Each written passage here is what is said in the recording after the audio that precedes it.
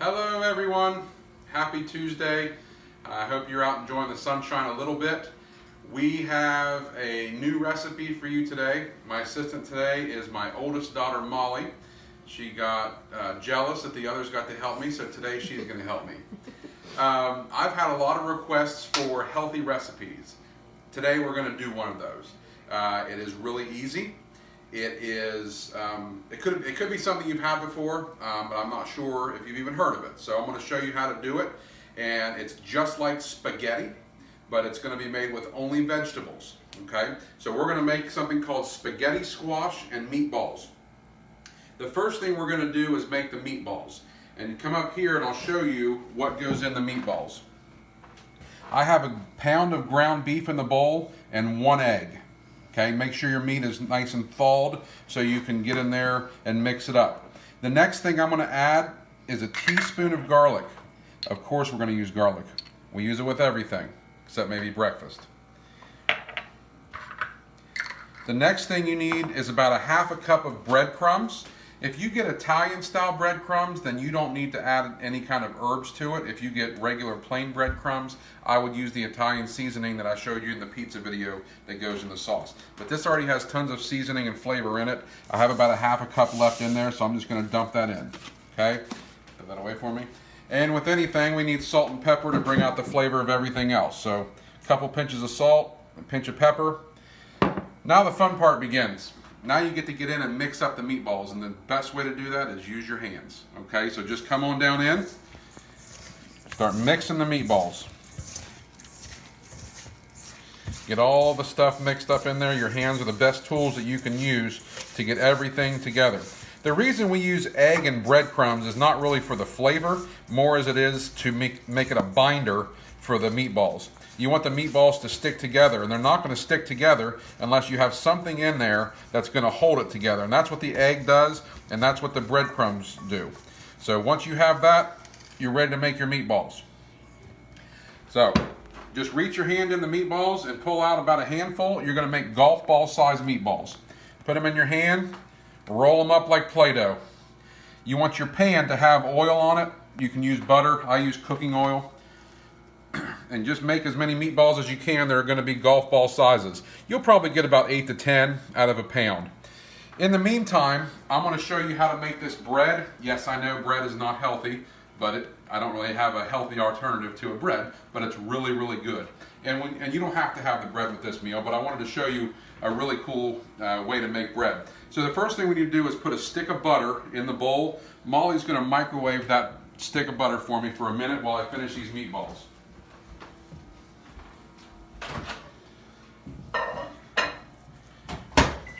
All right, I'm going to set those there. You see how big they are. Let me wash my hands. I'm not going to finish making the rest of the meatballs for the sake of time. I already have a few of them made up and in the tomato sauce already. The sauce is what we use for the pizza. I actually had some left over, so it works out great. It's all-purpose sauce. It works for pasta, it works for pizza, it works for anything you want to use it for, stuffed peppers, whatever. So I have meatballs that I've already made. Those meatballs are going to go in the oven at 400 degrees for 20 minutes. And when you pull them out, if they don't look quite done, it's okay. You're going to keep cooking them in the sauce to cook them in the middle. But you want to have the browning on the outside of the meatball. So I've already made 3 of those, 400 degrees, 20 minutes, and I put them in my sauce and let those cook in there for a few hours. It doesn't have to take a few hours, but I've been cooking it all day just because I like the flavor. All right, the butter's done, so let's show you how to make the bread. You need 2 things in your butter. Rosemary, if you remember rosemary, we use that with the pizza. We've used it with several other things. You can buy that in the produce section of the grocery store. Just pull it down off the stems backwards, chop it up as fine as you can get it. If you have a couple big chunks of rosemary, it's not a big deal. That goes in the butter, and you want garlic salt. Lots of garlic salt, because this is garlic bread with rosemary in it, and it might be the best thing you've ever tasted. We're going to mix that up.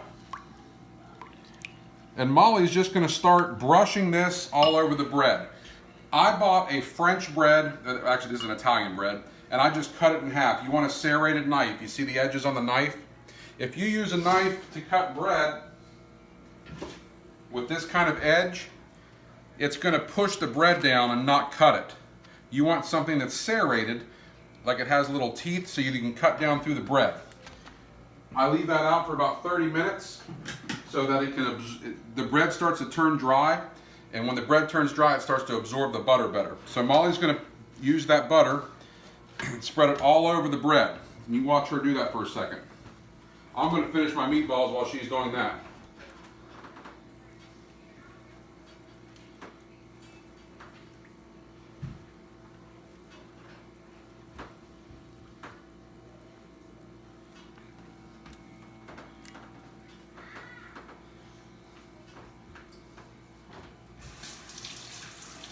All right.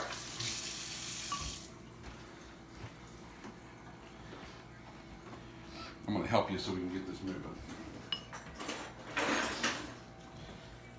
You can also take your butter and just kind of dump it over the bread and then just spread it in that way. It helps you go a little quicker.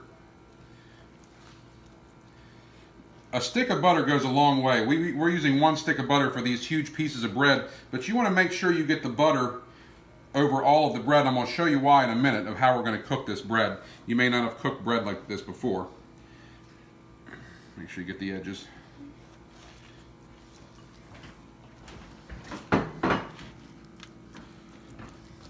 All right, perfect. So, follow me. We're going to go out to the grill.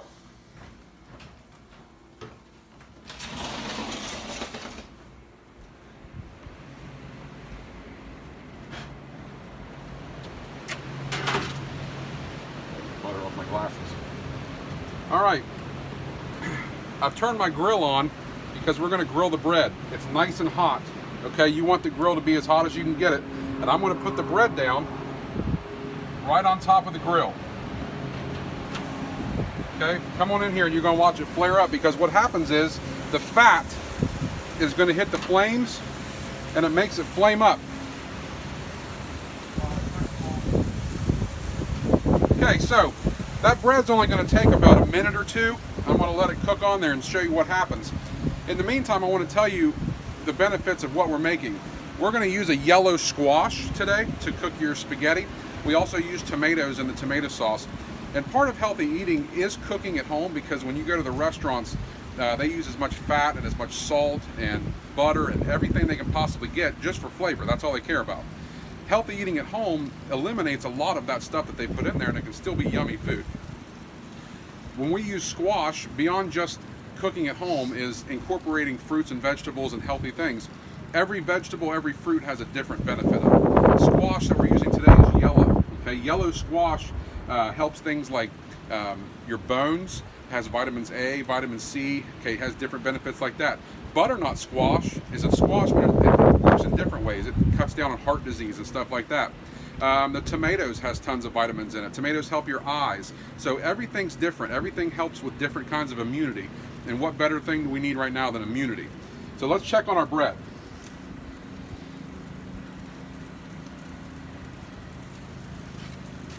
Perfect. That might look like it's burnt. It's not.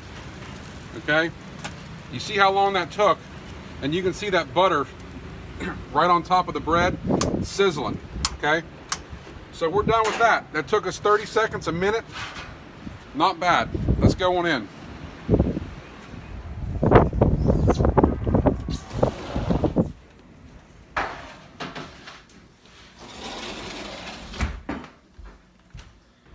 All right. The last thing we're going to make is our spaghetti squash. It's called spaghetti squash for a reason. It looks like spaghetti when it's done cooking. And I'm going to show you what happens when you cook it. The first thing you need to go do is buy one of these. Okay, you can get these at Aldi, you can get them at Walmart. It's called spaghetti squash. It's also, there's another name for it too, but a lot of times you can actually see on the label, it's called spaghetti squash. They're super heavy and big, and they're actually really hard to cut. So again, use a heavy duty knife, probably let your parents help you with this one. When I cut down through it earlier and then pulled it apart, you can see I didn't even get it very even. The edge of that came off with the other half, and I'm going to show you that. So this is also going to cook at 400 degrees for about 45 minutes to 55 minutes. It takes a long time to cook, but worth it in the end. So the first thing I'm going to do is drizzle some olive oil on it, extra virgin olive oil. This is also something that's healthy for you. Extra virgin olive oil has many health benefits. It helps your heart. There's other things in it. It has good fats in it instead of bad fats. The other thing I'm going to put on here is salt and pepper. Put a good amount because it has no seasoning on it now, and when it comes out of the oven, you really want it to taste good. Okay? That's going to go in the oven, 400 degrees, 45 to 55 minutes. I'm going to go ahead and put that in. And in the last 20 minutes, I'll put my meatballs in. Okay, so when the spaghetti squash is done and comes out of the oven, it's going to look like this. You can see it's cooked with the edges are black.